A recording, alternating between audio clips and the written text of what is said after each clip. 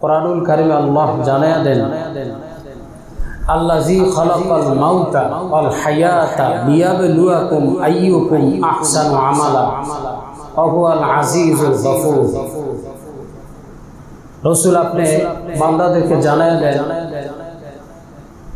বান্দারা যদি কিছু ভালো আমল করে, কিছু ভালো আমল করে, অনেক না অল্প কিছু আমল করে, কিন্তু আমলটা সহি করে, আমলটা ইখলাসের সহিত করে, আমলটা আল্লাহর রাজার জন্য করে, এটা যদি ছোটও হয়, খালেস নিয়ত থাকে, অরিজিনাল নিয়ত থাকে, পরিপূর্ণতা থাকে, রাজাই মাওলা থাকে, তাহলে আমি আল্লাহ তাদের মৃত্যুর পর এই অল্প আমল দিয়েই নাজাতের ব্যবস্থা করে দিব। বলেন সুবহানাল্লাহ।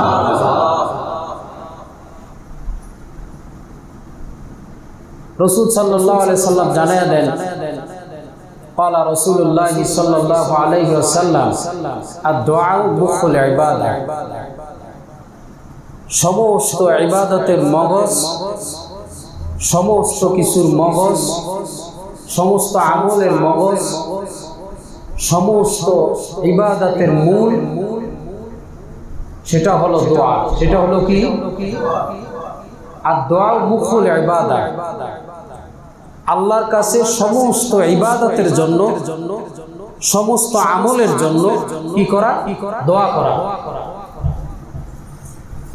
কারণ আমি আল্লাহর কাছে পছন্দনীয় হওয়ার আগ পর্যন্ত আল্লাহ আমার ইবাদত কবুল করতেছেন। কি বলেন? ঠিক না ভাই? আমি আল্লাহর কাছে অন্তত পছন্দনীয় হতে হবে। মানুষ এরকম একটা পর্যায়ে চলে গেছে, তার কোনো বাদ বিচারের ভিতরে একজন স্রষ্টা, একজন রব, একজন আল্লাহ যে দৃশ্যমান তার কাছে সব সময়, তাকে ডাকতেছেন, বলতেছেন যে বান্দা, ও আমার বান্দা, তোমার এই ইবাদত গ্রহণযোগ্যমূলক আসেনি, বান্দা তুমি এখনো কিছু ভালো আমল করো। ভাইরা আমার, মুসলিম کرام মুরব্বিয়ানা, এজন্য একটু ভালো আমল করেন, ভালো আমলটার একটু দেখাইয়া দেন। মনীষীদের ভালো আমলের কথা চিন্তা করিয়া দেখেন। সর্বশেষ অন্য আরো অনেক কথা ছিল, ছেড়ে দিলাম, বললাম না। বেঈমান হিন্দু বলতেছেন যে আমি মনীষী দেখতে চাই, খাস বান্দা দেখতে চাই, খাস ইমানদার দেখতে চাই, খাস একজন আল্লাহর ওলি দেখতে চাই, একজন বিচারক চাই, খাস। বলে খাস বিচারক যদি চাও, খাস মুসলমান যদি চাও, শাহ আশরাফ আলী থানভী রহমাতুল্লাহি আলাইহি তার কাছে যাও। এই লোকটা রৌদ্রের ভিতরে ফুরিয়া গেছে, এত গরম, গাড়ি ঘোড়ার ব্যবস্থা নাই, মাইল সে মাইল হাঁটলেন 3 দিন পর্যন্ত। বলেন সুবহানাল্লাহ। 3 দিন হাঁটছে, এজন্য বলছি সুবহানাল্লাহ। হিন্দু দেখে সুবহানাল্লাহ বলি নাই, ঠিক কিনা?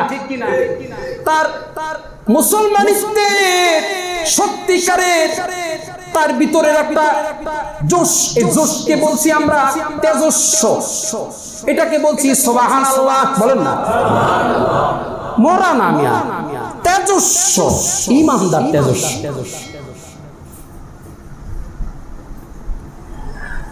দরজা বাড়ি দিলেন, দরজা বাড়ি দিয়ে বলতেছেন আমি অনেক দূর থেকে আইছি, অনেক দূর থেকে আসলাম, তাহলে আমার একটু কথা আছে। ভিতর থেকে একজন লোক বলতেছেন যে আসেন, খানা দানা খান। উনি খানা দানা খায় রেস্ট করতেছেন। রেস্ট করার পরে, একটু বিশ্রাম করার পর, বিশ্রামের ভিতরে একজন লোক তারে বাতাস করতেছেন। বাতাস করার মধ্যে হিন্দু লোকটা সজাগ হয়ে গেছে। সজাগ হয়ে যাওয়ার পরে বলতেছেন, ভাইজান আপনি যে আমার বাতাস করেন, আমার পরিচয়? আল্লাহু আকবার।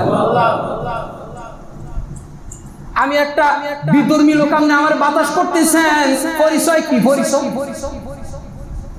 বলে আমার পরিচয় হলো এই পুরা থানা ভবনের আমি হলাম আশরাফ আলী থানভী রহমাতুল্লাহ আলাইহি। উনিরা কাপ দিও, এটা কেমন কথা? লক্ষ লক্ষ আলেমের উস্তাদ যিনি, আমি তো এই কথা শুনলেই 3 দিন হাঁটছি। সুবহানাল্লাহ।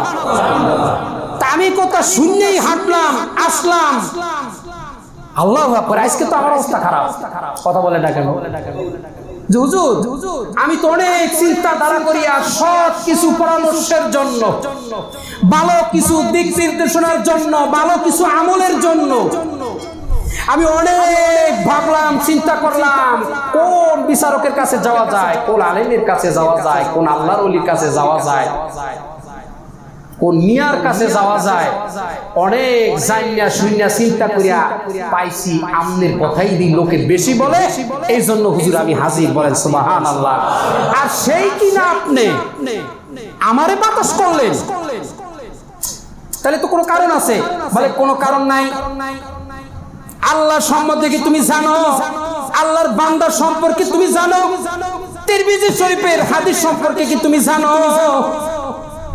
এলেম এক জিনিস, মানুষ হলো এক জিনিস, ঠিক কিনা বলেন? আরো জোরে বলেন। মানুষ এক জিনিস, বিদ্যাটা কিন্তু আর একটা জিনিস, ঠিক কিনা? মানুষ একটা জিনিস, চরিত্র নৈকতাটা কিন্তু আর একটা জিনিস, ঠিক কিনা? তাহলে তুমি তো জানোই না রব, রব কি? রবের বান্দা কারা? আল্লাহু আকবার। আরে আমি আমারে তুমি এটা কি বলতেছো? আমি তো তোমার জুতা ঠিক করে দিব। সুবহানাল্লাহ।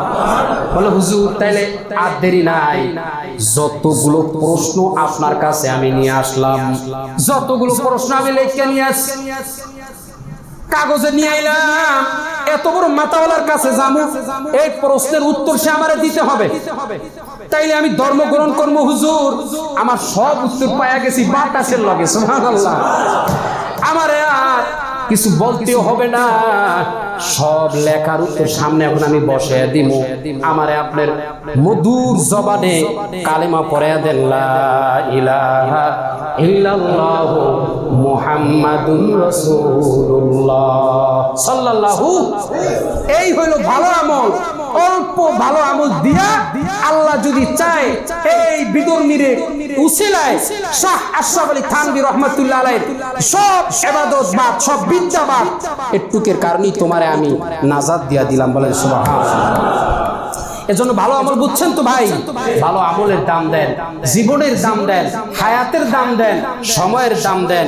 নিজেকে বোঝেন, নিজেকে চিনেন, রবকে চিনেন, বান্দাকে চিনেন।